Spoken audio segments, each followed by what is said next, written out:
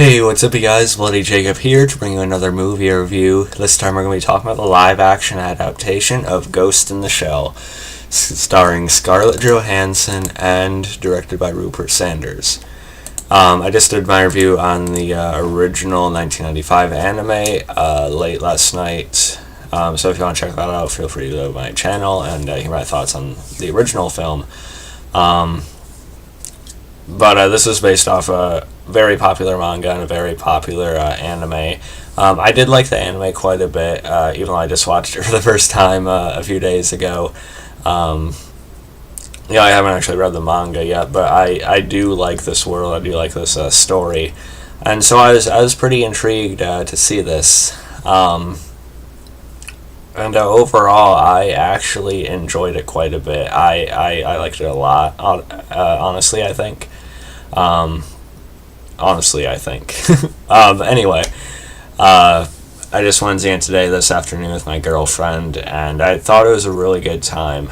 And Ghost in the Shell is one of those movies, as I said in the review of the anime, that you feel like you need to watch a few times to fully grasp or fully enjoy to the best extent that you can. And I definitely feel like I have to watch both this and the animated version again. But nonetheless, I still really liked it. I'll explain to you the basic story real quick, or probably just read it off the Wikipedia real quick. Set in the near future, where the line between humans and robots is becoming blurred, the plot follows a woman who has her brain placed in a cyborg body to become the perfect soldier, and who yearns to learn of her past. So the plot is essentially, very similar to the film. And I haven't seen the other movies they did, but from what I understand, they also included some plot points or reveals that weren't in the very first movie. Like I said, I've only seen the first movie, not the sequels or anything. But this one's mostly based around the first movie, but it does have some like I said, plot points and reveals from the later ones. And some people have, so that it's crammed because of that or something. I don't think so. I thought it still worked for me. If anything, them putting in the reveals of her past, they focused on sometimes in this movie. The particular character, who's tied to it. I'll just say there's spoilers in the title. Her mother that we see in the movie. I actually thought that worked and added more weight to the story, really, this initial story. I think it actually made it better this first time around, honestly. And before we get into more details about the movie, in a way I don't want to talk about this, but at the same time, it's coming up everywhere now, I guess. This movie has had a lot of controversy to it, and that's mostly because of the so-called whitewashing that a lot of people have accused it of ever since the casting announcement of Scarlett Johansson was announced. And I guess I should talk about that real quick. I don't buy that at all. I never got the sense that this movie was whitewashed or anything like that. I can see why people might initially think that, I guess, but you watch the original anime, the Major, she is never, race, specific or anything like that. Yeah, you could assume one way or another, but there's really no, specific time where she says, oh, I'm a Japanese woman, I'm an Asian woman, or anything like that. I just think in a way it does fit with, the story in a way, that she is not, Japanese or anything like that, because, her actual name in the movie is Motoko Kusanagi, and, it's like her life has been stolen from her. She's been put into this, shell, right?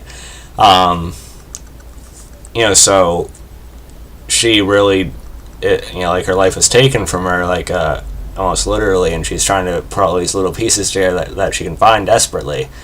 So really it makes sense that, she was meant, put to be a more, just base person, not like herself at all. So I think it sort of makes sense. And, in all honesty, I just think people are a little bit too sensitive about things like this nowadays. They're like, they throw things into the fire when there's even like a hint of it potentially. Now, should they have cast someone of of a different ethnicity than Scarlett Johansson? Maybe, I guess, but I don't really think it's a big deal at all.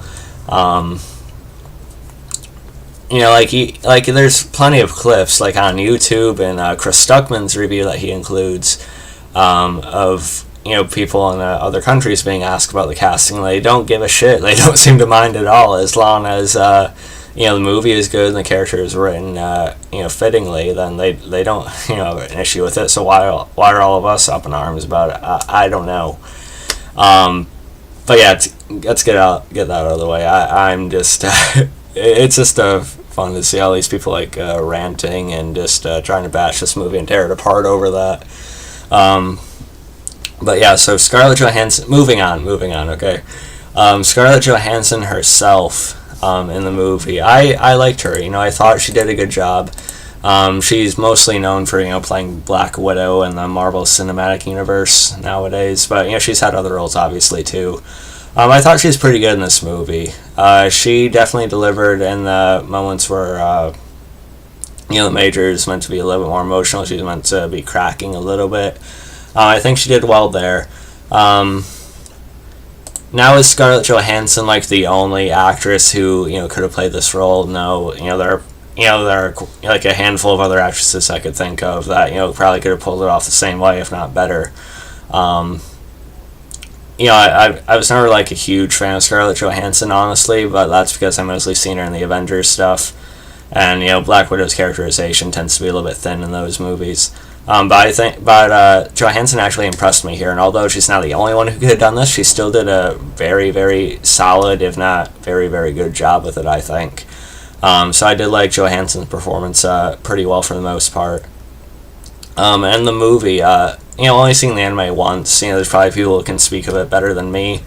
But I felt like this is a very faithful adaptation of the movie, of the manga.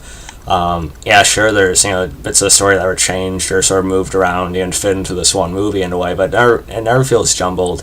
And even like spiritually, even like just like the look of the city, the spirit of the characters in general, even if things are changed about them, I think they hit it. I think they really made it still feel like a version of Ghost in the Shell, and I think they're pretty successful with it. One of my favorite sequences in the movie is this fight scene, in this like water, lake area, within the city. Sorry about that. Just how it's filmed, it's one of the most memorable action moments in the original anime, and it's almost like shot for shot, or at least done in a very, very similar way that it was in that. And it just looks so fluid, and it's a really cool scene. And then you look at like the city. The city looked awesome. Like visually, this movie is really spot on to the anime. It looks really nice. It's of course the animation was done in '95, but I just want to emphasize how like eye-popping the city looked, and just like the visuals, the way it was filmed, the camera work and everything. Just a really excellent movie in that regard too. And not just like with the effects, not just with the way it was filmed and everything like that. But like I said, like I mentioned earlier in this video, I think this movie might have actually added more weight to the story and the Kusanagi character in general.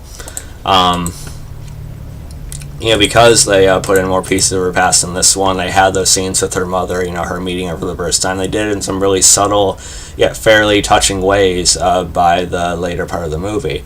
So I actually thought that was a good choice, and it made for a better singular story, I think. Made Major feel more fleshed out, within this first film. And I hope it's just the first film. I hope there's another one. I hope there's a couple sequels at least. It's unfortunate that's not making more money at the box office right now. I think it's because of all the controversy and everything, but people honestly need to go see this one. It's a damn good time. One of my favorite things about the anime movie was its themes, like its talks of identity, its focus on humanity, things like that. Like I said, there's definitely people who have explained those things better than I am. I will say that those themes are a little bit underplayed, or a little bit more simplified in a way than what it was in the anime. But even still, I felt like, they're like, parents, or not parents really, but like, I've seen a couple of people like bring their, obviously parents, but them bringing a kid into the movie. I know they're not going to fully get it. And it's still probably a bit complex or harder to understand for some people, but it is definitely a little bit more simplified compared to the anime. But at the same time, as I said with the anime, it is still somewhat accessible. Even if you don't initially grasp everything it's trying to do, it can still work as a fairly entertaining sci-fi film. But as it has some very fine action moments, some good action sequences and such. But Ghost in the Shell definitely is what it is because of its themes. And they're still present in the movie, they're not gone, just not quite as, focused on, I guess, as the anime necessarily, but they sort of make up for that in a way by still having that be a thing, but also adding more weight and, character to Kusanagi. So I think it really balances itself out in a way, too. But yeah. So really like this one actually, and I sort of like how they went about the Puppet Master thing a little bit differently, tying him into Kusanagi's past. I thought it actually worked. Again, it added more of a weight to the story in my opinion. The final fight with this spider tank type of thing, I thought it was just as entertaining as it was in the anime, if not even better. So I really don't have very many complaints about this movie, honestly. And as far as what I would rate it, I've been debating this for a while. Right now I have it rated as an A-, but honestly I might actually bump this one up to an A. Very little gripes I have with it. I can't even think of like a major complaint off the top of my head right now. It was a very fine film. One I'm excited to buy on Blu-ray already. I won't mind getting. I'm into the Ghost in the Shell stories now. I really hope we get sequels to this. It'll be a shame if we don't. I thought it was a very good adaptation. The controversy, come on, just let it go, please. It's an entertaining movie. It's spiritually and also writing-wise enough, and it pays enough respect to the source material, I think. Whether it's all there or not, whether it's changed or not, I think it still respects where it comes from. So I know what you guys thought about this. Well, I know you thought about Ghost in the Shell, and I'll catch you guys late tonight for my review of the series finale of Black Sails. So I'll see you for that. Follow me on Facebook, Twitter, like, subscribe, and I'll catch you guys next time. Peace.